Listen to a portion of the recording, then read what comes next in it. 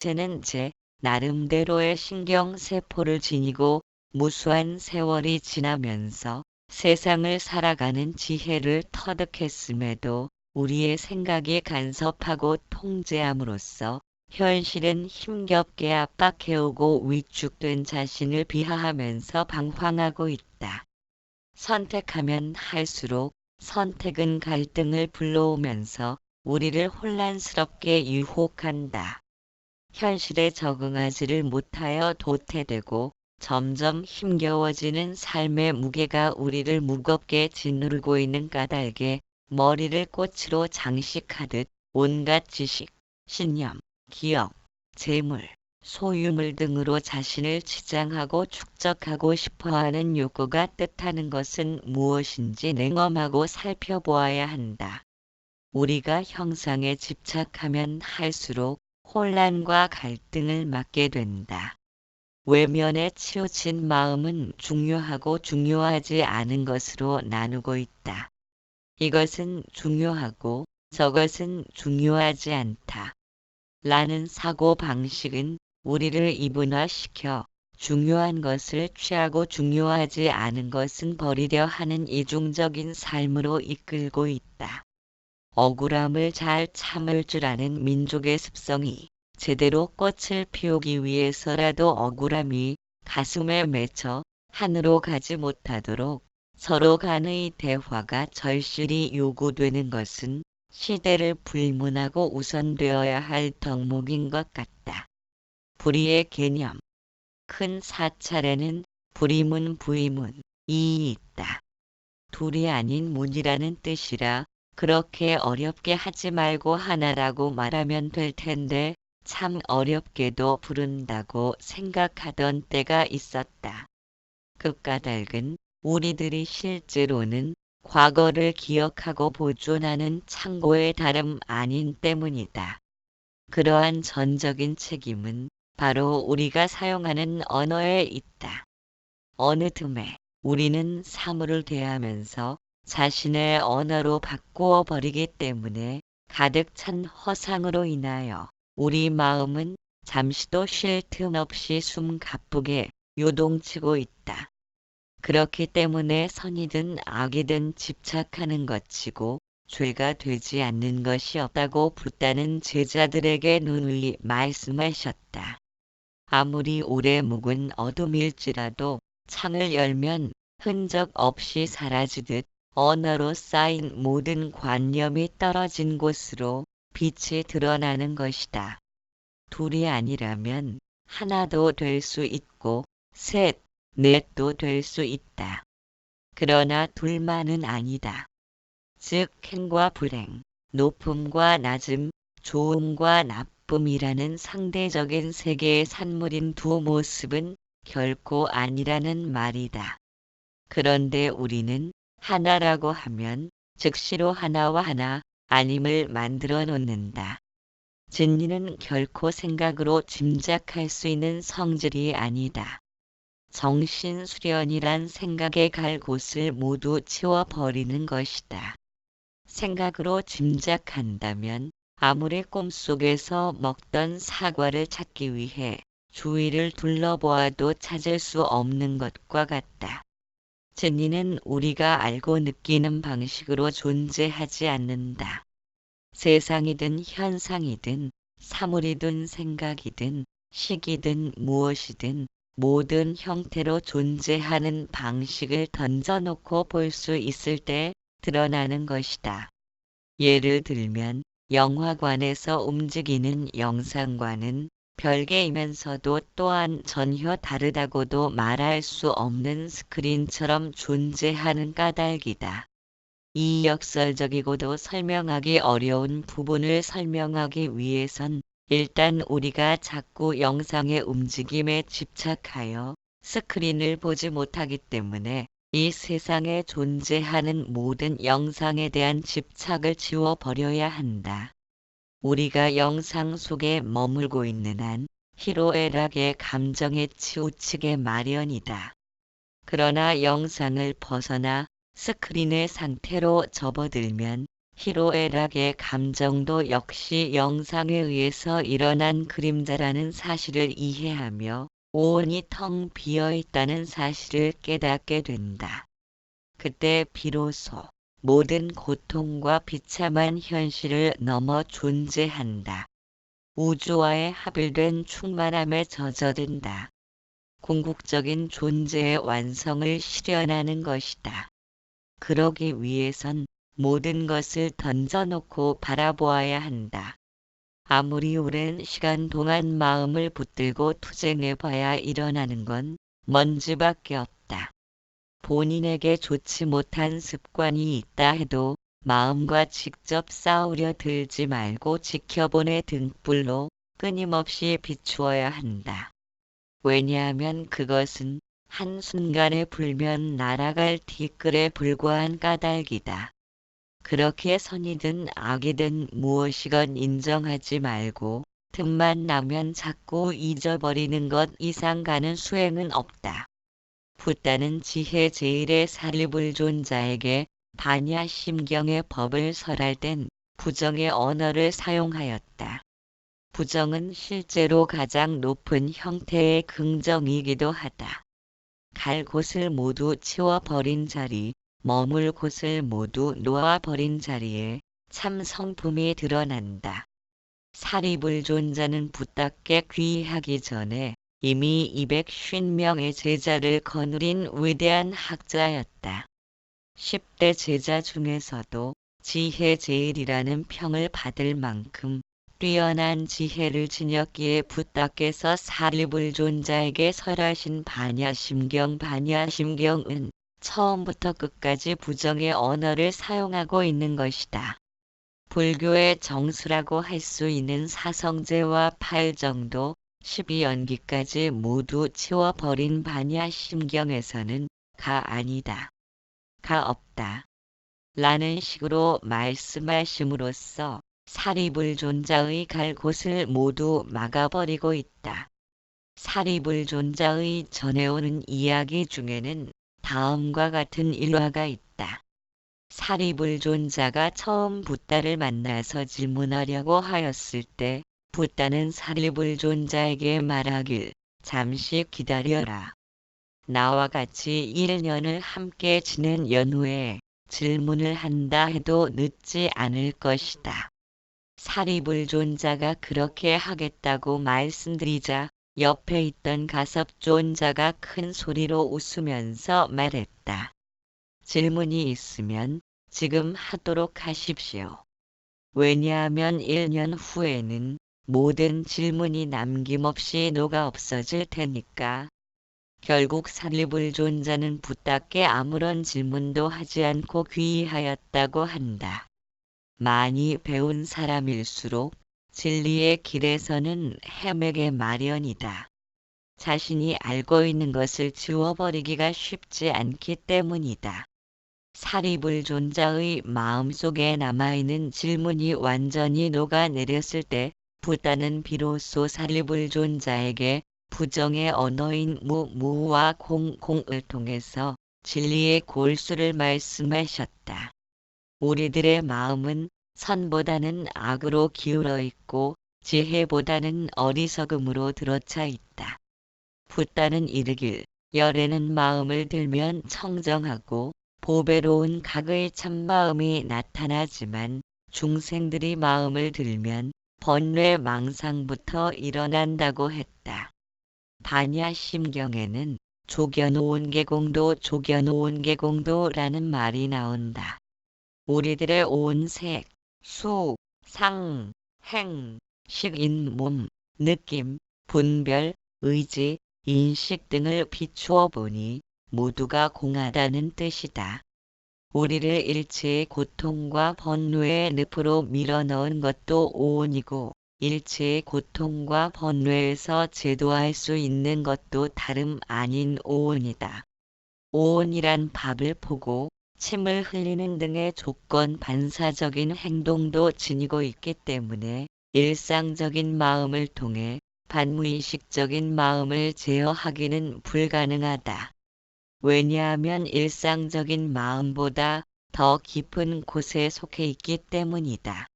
오직 오온의 실체를 인정하지 않고 참으로 공한 것임을 이해할 때에야 비로소 우리에게 존재하는 모든 고통도 역시 공한 것임을 알 수 있다.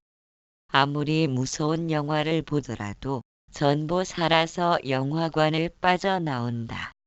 만약 영화와 똑같은 실제 상황이 연출되었다면 칼이나 총에 맞아 죽기 전에 겁에 질려 스스로 죽음을 택하거나 심장 마비를 일으키는 사람들이 부지기수였을 것이다.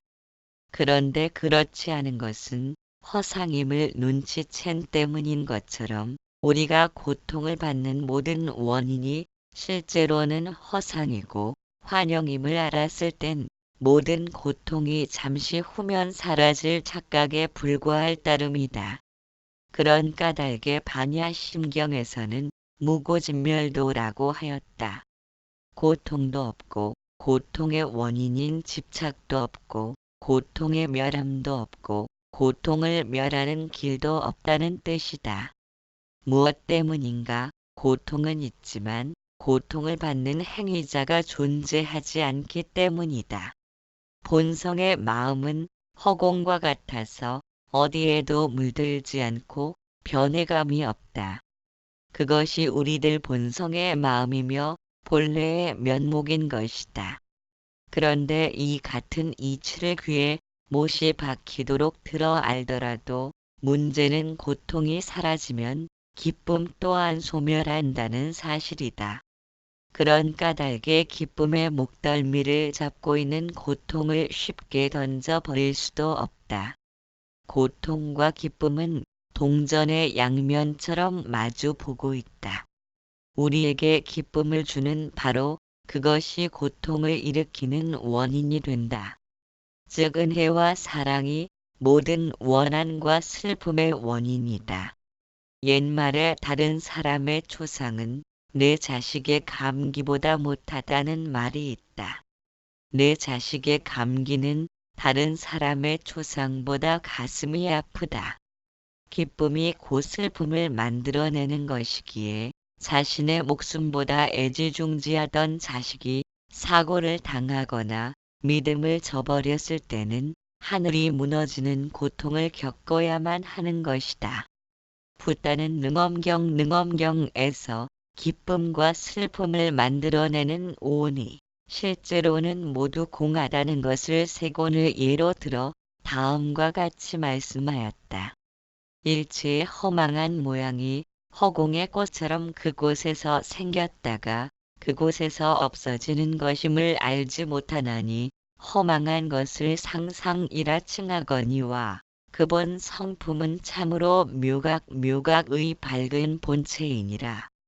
비유하면 어떤 사람이 허공을 볼 때는 오직 깨끗하게 밝은 허공뿐이어서 아무것도 없다가 그 사람이 눈을 깜박거리지 않고 부릅뜨고 보다 피노하여지면 곧 허공에서 따로의 허공꽃을 보게 되리니 세 권도 마땅히 이와 같이 일어나는 줄을 알아야 한다. 이 허공꽃이 허공에서 온 것도 아니며 눈에서 난 것도 아니다. 허공꽃이 허공에서 왔다면 갈 때도 허공으로 돌아가야 하리라. 만일 출입이 있으면 허공이 아닐 것이고 허공이 공하지 않았다면 스스로 허공꽃이 생기고 멸함을 용납하지 못할 것이다. 또한 허공꽃이 눈에서 나왔다면 들어갈 때는 다시 눈으로 들어가야 할 것이며 눈에서 나온 즉 마땅히 허공꽃도 견이 있어야 될 터이니 만일 견이 있다면 돌아올 적에는 마땅히 너의 눈을 보아야 할 것이다. 이런 고로 마땅히 알아라. 세 권이 허망하여 본래 인연도 아니요 자연도 아닌 성품이니라. 허망한 것을 상상이라 칭하거니와 그본 성품은 참으로 묘각의 밝은 본체라고 말씀하였다. 그 이야기는 비유하자면 어떤 사람이 거울을 보다가 거울에 비친 자신의 모습을 보고는 이것은 허망한 거짓이라고 부인한다면 결국 자신의 실제 모습까지 부인하는 것이다. 거울을 보면서 저것은 거짓이라고 하고 이것이 진짜의 나라고 한다면 그러한 분별로 인하여 무수히 많은 허상들 속에서 존재하는 허상일 뿐이고 진짜와 거짓으로 분별하지 않으면 그 성품은 본래로 밝은 본체라는 말이다. 붓다는 이르길 육근은 허망해도 육근의 성품은 참된 것이라고 하였다. 우리의 참 성품을 6갈래로 매듭지어 허망한 육근이 나타났으나 보고 듣고 맛보는 등의 육근의 성품은 참된 것이라는 말씀이다. 즉 보고 듣고 맛을 보는 등의 작용이란 집안의 보물을 훔쳐가는 도둑의 소행이고 보이고 안 보이는 것을 보고 소리가 있고 없음을 듣는 등의 성품은 항상 하는 집안의 보물이다. 붓다는 다시 말씀하길 항상 하는 성품을 밝히면 끝없는 광명이 나타나 근근 과진진 과식식 이 한꺼번에 없어지리라. 라고 하였다. 반야심경에 나오는 색불 이공 공불 이색 색즉 시공 공즉 시색 색보 이공 공부 이색 색즉 시공 공즉 시색 색은 공과 다르지 않고 공은 색과 다르지 않으며 색은 곧 공이며 공은 곧 색이다 역시 같은 맥락의 표현이다. 세상 사람들이 매달리는 두 가지가 있다. 그것은 있다와 없다이다. 집착하는 마음이 있기 때문에 있다에 매달리고 혹은 없다에 매달린다. 세간이 일어나는 것을 사실대로 알면 무라는 집착은 없을 것이며 세간이 소멸하는 것을 사실대로 알면 유라는 집착 또한 없을 것이다. 그래서 두 극단을 떠나 중도를 말하는 것이니 이것이 있기에 저것이 있는 것이다. 라고 말씀하였다. 거울을 들여다보다가 이것은 진짜라 하고 거울에 나타난 상을 보고 이것은 거짓이라 하는 사람들은 어리석은 까닭에 물의 성품을 떠난 얼음을 구하는 것과 같이 물과 얼음을 제각각 따로 보기에 세상의 삼라망상이 수도 없이 나열되고 마음속의 번뇌망상은 한없이 솟구쳐 오르는 것이다. 색을 공이 아니라 하고 공을 색이 아니라 한다면 색을 단지 색으로만 보고 공을 단지 공으로만 보기에 행하는 어리석음이다. 다시 말하자면 허망한 바깥 경계에 붙들려 빛이 있으면 본다 하고 빛이 없으면 못 본다 하며 소리가 있으면 듣는다 하고 소리가 없으면 못 듣는 줄 아니까 빛과 소리를 따라 허망하게 생사를 일으키는 것이다.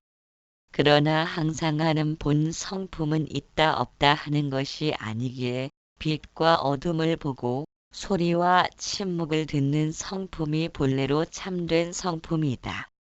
따라서 색이면 있다 하고 공이면 없다 하는 사람들은 총을 쏘고 의자를 집어던지는 영화를 보면서 스크린이 망가지지는 않을까 염려해야 마땅할 것이다.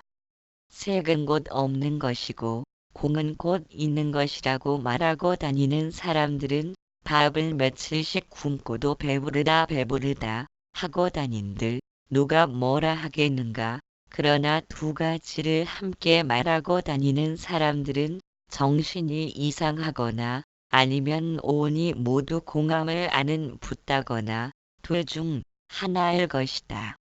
불교에서는 생사의 모습이 실제론 하나라고 하며 천지동근 천지동근이라고 한다.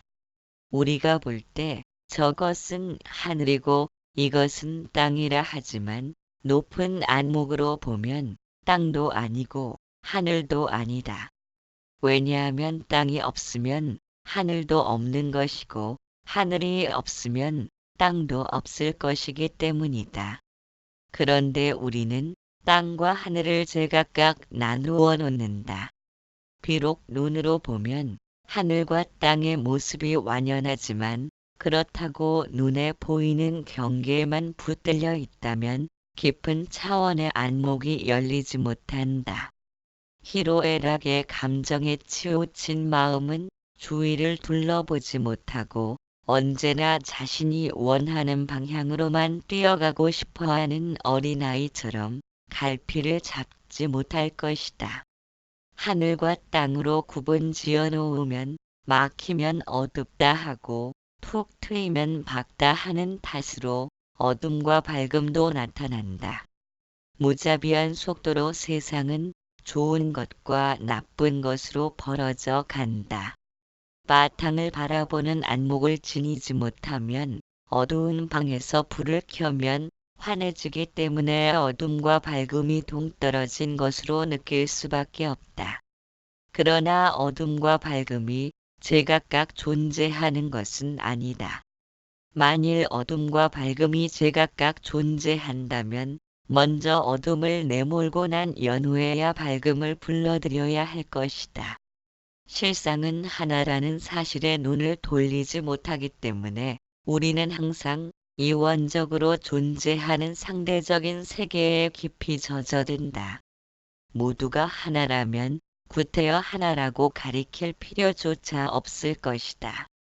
그럼에도 외면과 형상에 치우친 마음은 경계를 따라 움직이기에 밝고 행복한 장면이 나타나는 스크린은 밝은 색일 것이라 생각하고 불행하고 슬픈 장면의 스크린은 어두울 것이라는 착각 때문에 마음은 항상 좋고 즐거운 쪽을 선호하도록 틀 잡혀 있다. 금강경에서 붓다는 수보리 존자에게 말씀하길 모양으로서 나를 보고 소리로서 나를 따르는 자들은 잘못된 노력에 빠져 있으니 그들은 나를 보지 못하리라. 열애가 가고 오고 앉고 혹은 눕는다고 말하는 사람이 있다면 그는 내 가르침의 뜻을 하나도 이해하지 못한 것이다. 왜 그런가? 열애라고 불리는 사람은 어느 곳으로도 가지 않으며 어디로부터 오지도 않기 때문이다. 라고 하였다. 이와 같이 경계에 따라 움직이는 탓으로 물질, 느낌, 생각, 행동, 분별 인식에 오니 우리의 욕망을 부추긴다.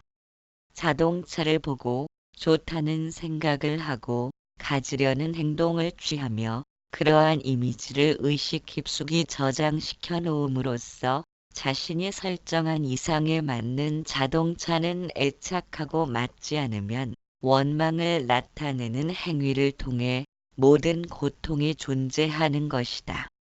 그렇기에 우리들이 지니고 있는 오온의 경계가 공한 줄 알아 보고 듣는 것을 살펴 바깥 대상의 마음을 뺏기는 자신을 단속해야 한다.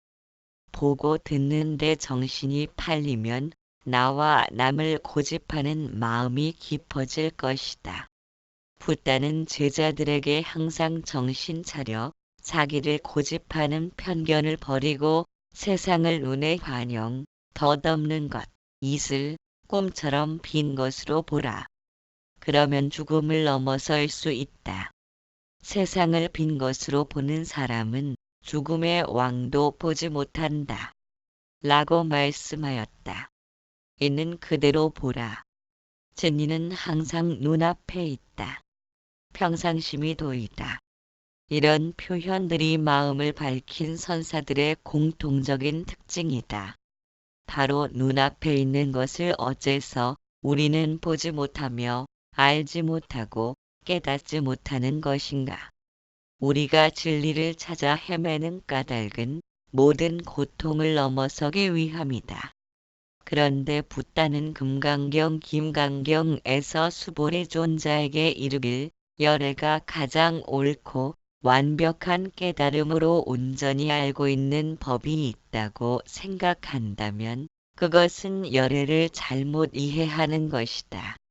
왜냐하면 거기에는 티 끌만한 법도 없기 때문이며 티 끌만한 법도 없는 것이 바로 가장 옳고 완벽한 깨달음, 이라고 하였다.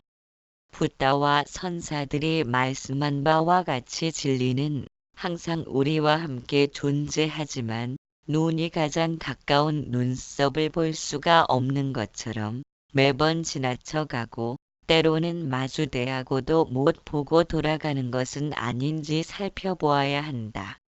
세상을 살면서 차분히 생각할 수 있는 여유를 지닌다면 해결하지 못할 일은 없을 것이다. 우리가 세상을 살아가는 이유는 분명 고통을 넘어서 온전한 평화를 구하는 데 있을 것이다. 그런데도 고통을 넘어서지 못하며 온전한 평화를 구하면서도 정작 눈앞에 있는데도 알아차리지 못하는 이유가 무엇인지 먼저 관찰해야 한다.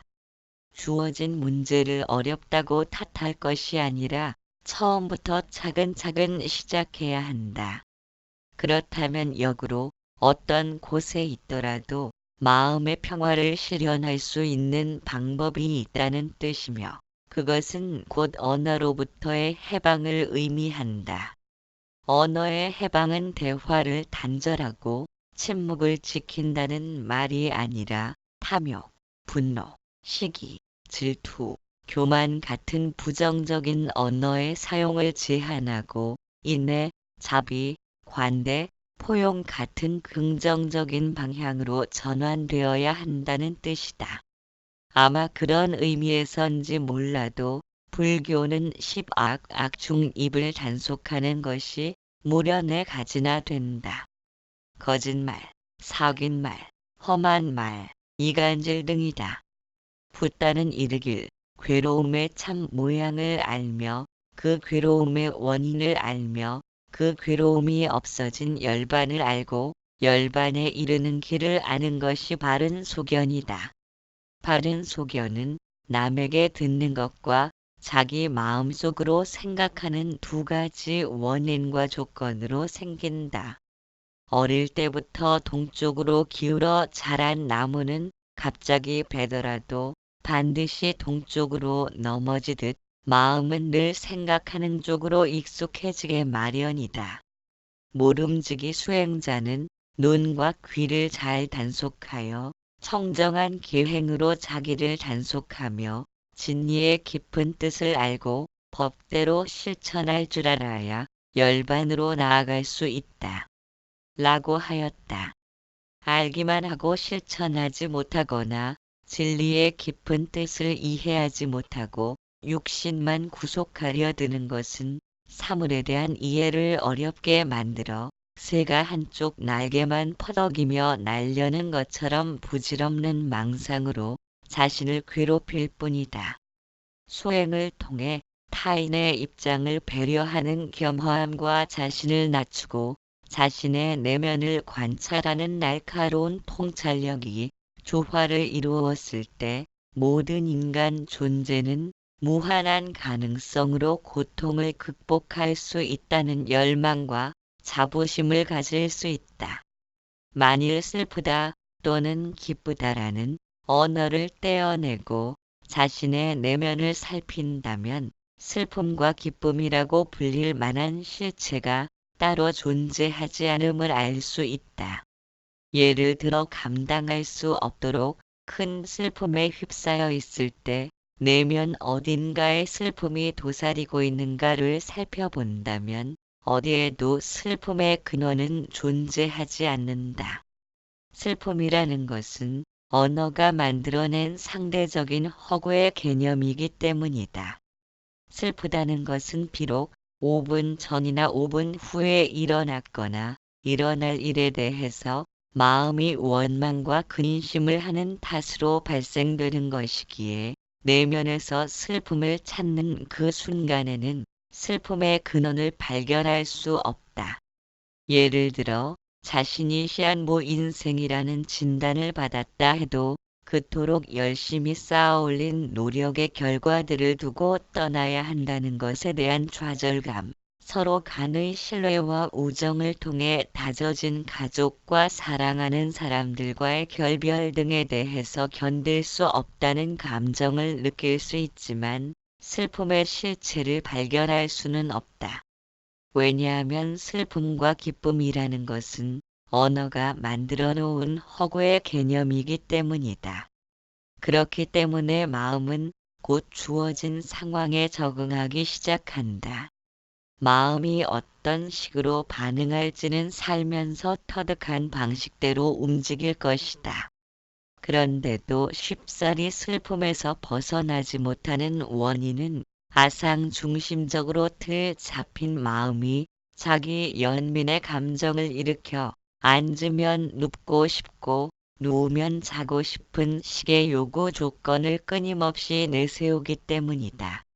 따라서 사고는 그러한 요구를 앞으론 수용할 수 없다는 사실로 하여금 그러한 일들이 아직 일어나지 않았음에도 마음은 항상 위협적이고 불편한 상태로 존재하기 때문에 이것이 슬픔의 실체라고 착각할 뿐이지 구름이 하늘을 물들이지 못하는 것처럼 마음은 슬픔과 기쁨에 점령당하지 않는다.